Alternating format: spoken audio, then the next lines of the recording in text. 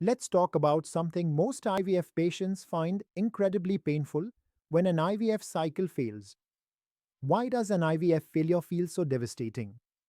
Because IVF isn't just a medical treatment, it's an emotional roller coaster. Couples pour their hearts, hopes, and savings into each cycle, believing it's their last shot at parenthood. When it fails, it feels like a dream has shattered.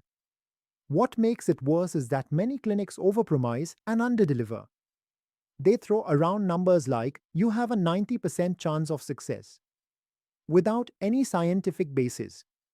When the reality doesn't match the promise, the heartbreak deepens and trust in doctors takes a hit.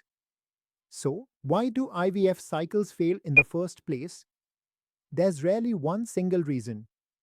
IVF is a complex biological process, and success depends on many factors. The most common reason is embryo quality. Most embryos are chromosomally abnormal and simply can't implant. Egg quality declines with age, especially after 35. Sperm quality issues like DNA fragmentation can also play a role. Uterine factors like fibroids, thin lining, or polyps may interfere with implantation. Even the embryo transfer technique matters, it needs to be gentle and precise. And sometimes, despite everything looking perfect, nature still says no, biology is probabilistic, not deterministic. Why don't doctors explain why the cycle failed? Sadly, many avoid the topic because they're uncomfortable or because they don't know. It's easier to say, it just didn't stick, than to analyze what really happened. But you deserve clarity, not cliches.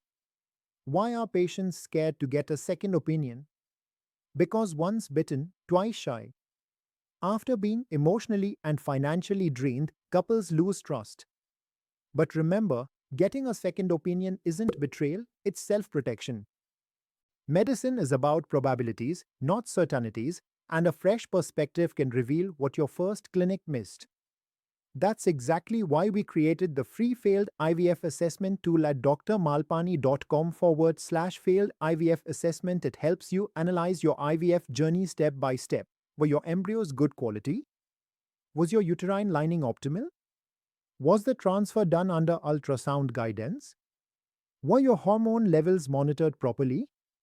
Once you complete it, you'll understand what might have gone wrong and how to improve your next attempt. Can this tool replace your doctor? No, but it makes you a better informed patient. Think of it as information therapy. When you understand your reports, you ask sharper questions and make smarter decisions. Here's what I recommend before your next IVF cycle. Get copies of all your reports and embryo photos. Understand your embryo grading. Check your uterine lining, at least 8 millimeters and trilaminar. Evaluate your ovarian response and hormone levels. Choose transparency, not hype. Each cycle is a learning opportunity. The goal is to fail intelligently, not repeatedly. Can you really improve your success rate next time? Absolutely. Once you identify what went wrong, you can fix it, whether it's the protocol, the doctor, or expectations. Sometimes the biggest change is simply finding a clinic that treats you like a person, not a file number. An IVF failure isn't the end, it's just a detour. Every failed cycle can bring you closer to success if you use it wisely. Don't let despair paralyze you. Empower yourself with knowledge and compassion.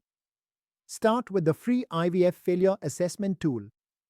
And if you still have doubts, use our AI-powered IVF chatbot built on my 40 years of clinical experience, available 24/7 at this link. It's private, empathetic, and always available because you deserve answers, not anxiety.